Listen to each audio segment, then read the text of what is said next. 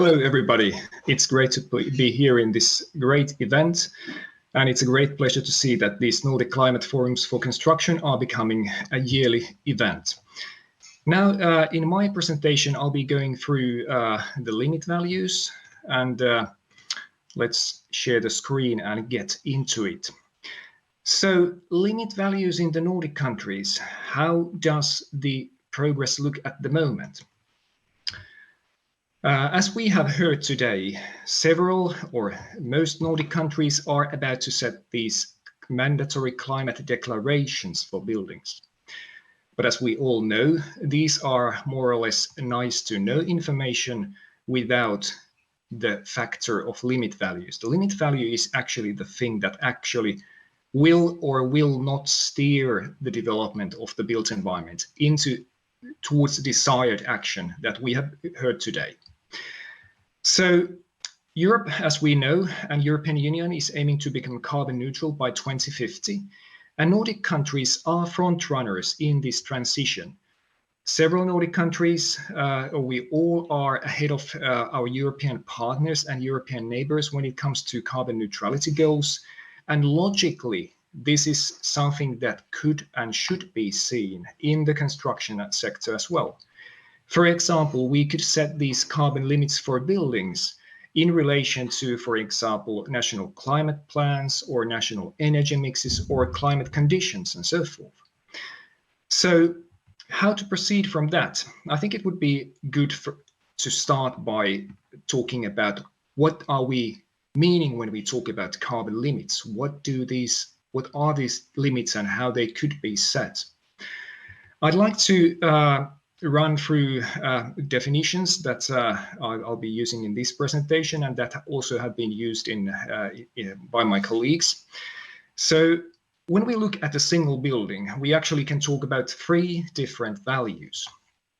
We can talk about a reference value, which can mean that how much is a typical apartment building causing CO2 emissions annually in a given country. Then we can talk about limit values. What would be a political goal for these values for any given building type in a country? And then we can also talk about target values. What could be the optimal targets that go beyond the legal minimum requirements that would be good for the benefit of our planet and its well-being? So at least these three things we could and should consider when we are talking about limit values. So then, as we proceed, and as has been presented today, as the Nordic countries are gradually taking these limit values into use, they wouldn't possibly stay the same all over the decades and years. So there would be limit values that go gradually lower and lower. And that means that actually the reference value, that what is a typical carbon footprint of a given building type, would also go lower and possibly even beyond the limit value. This, however, wouldn't take away the necessity of having a target value through which voluntary schemes could give inspiration for projects to become even more climate friendly. So what do we have to consider when we define limit values?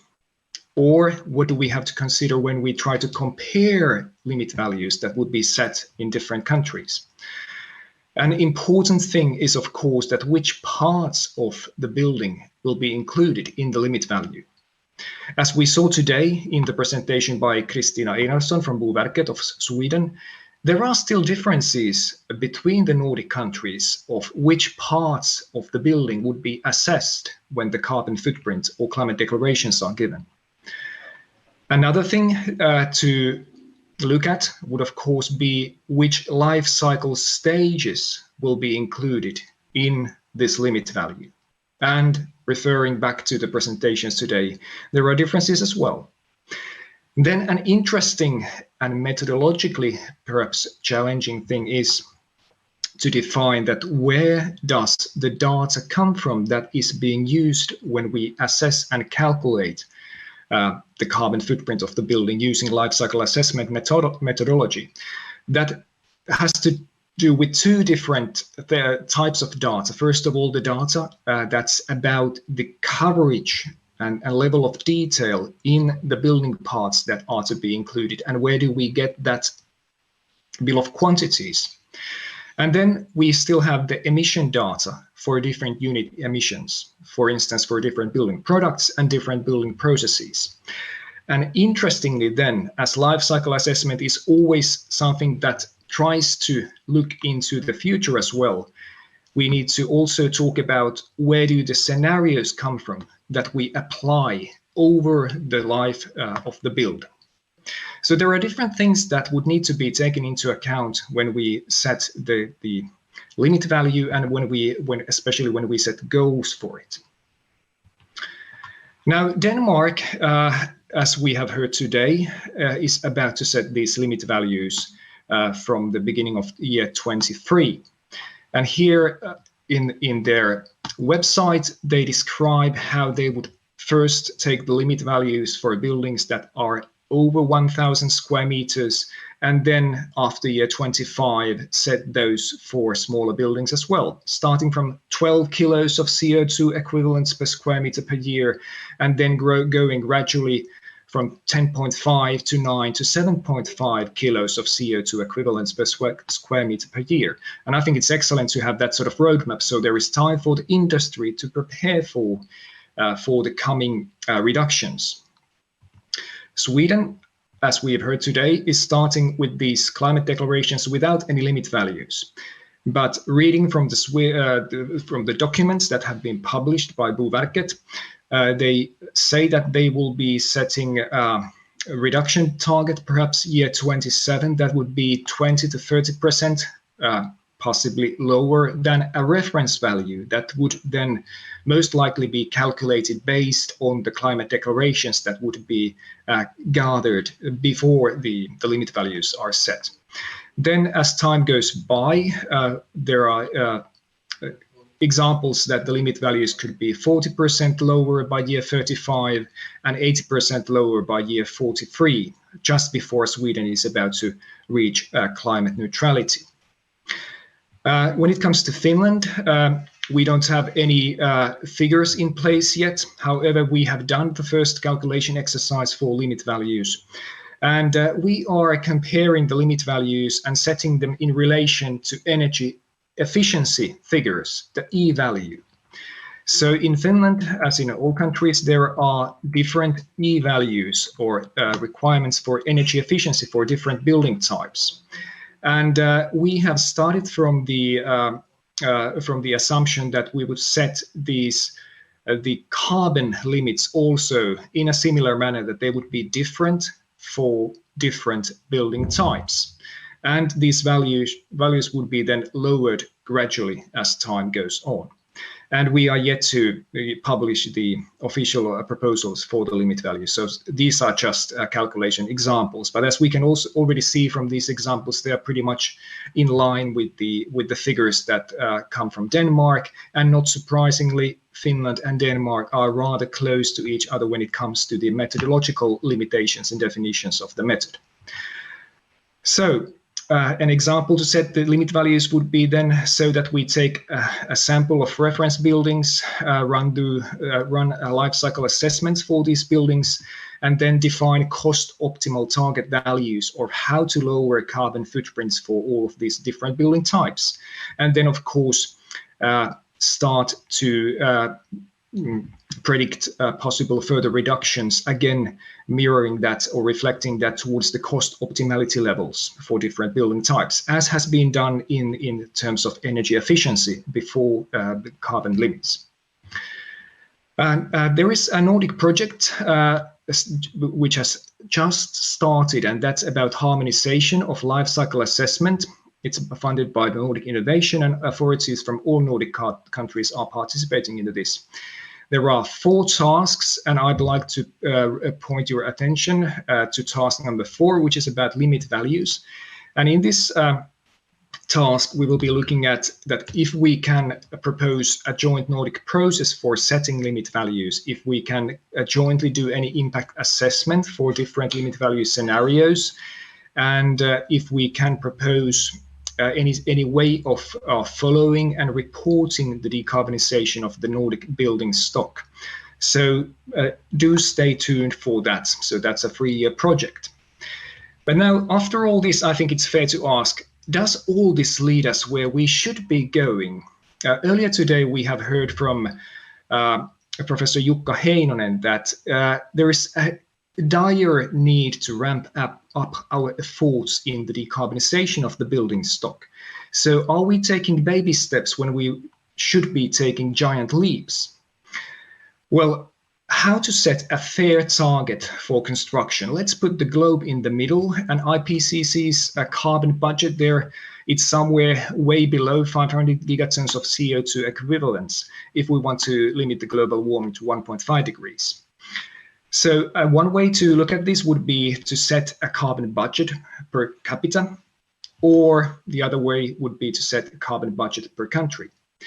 Then, of course, countries have different sectors, and we can also look at the country in terms of activities and different needs that the country serves its citizens. So there are different ways of setting and allocating the global carbon budget further on to human persons or countries. But then, of course, we have the tricky questions about population growth and about development needs. How shall we ensure that everybody has a fair living standard, that everybody can reach the same level of well-being? So we have already developed here in the Nordic countries, but there are lots of countries that are yet to be developed so that they can reach the same living quality. So we should also consider our historical emissions and our capacity of reducing emissions, which is of course different to lots of other countries on this planet. Another way would be to put the global carbon budget in the middle and allocate that for countries in relation to their population projections. So it would make it fair in countries in which the population is stagnant or decreasing against countries in which the population is growing. And then it could be allocated for different societal sectors, such as the built environment, and further on to different building types. We can also take an approach in which we select to focus on a country, and now in our Nordic context, select that when does a given country want to reach carbon neutrality, and then take that year and estimate the emission gap and allocate that for different sectors. That would be, of course, be a political decision then. Then cross-allocate that back to the sector that we call the built environment, and then get back to different building types. Again, understand the cost optimality. So lots of different ways of doing this.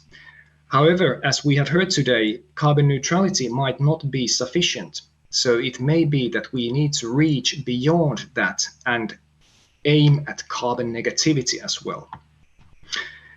And a complexity arises as there are the building sector or the built environment is actually a consumer of products and related emissions from so many different production side sectors that it's methodologically challenging to allocate them accurately. However, such an allocation is urgently needed so that the built environment can follow its development, and we can really say if a given building or if a given neighborhood is supporting national climate goals. So I think that at this point we may be still confused, but perhaps on a higher level. And that gives a perfect time for us to think together. We are next about to enter into the roundtable discussions around the topic of limit values and really try to bring smart Nordic ideas into this topic that's both interesting and urgent. So thank you very much.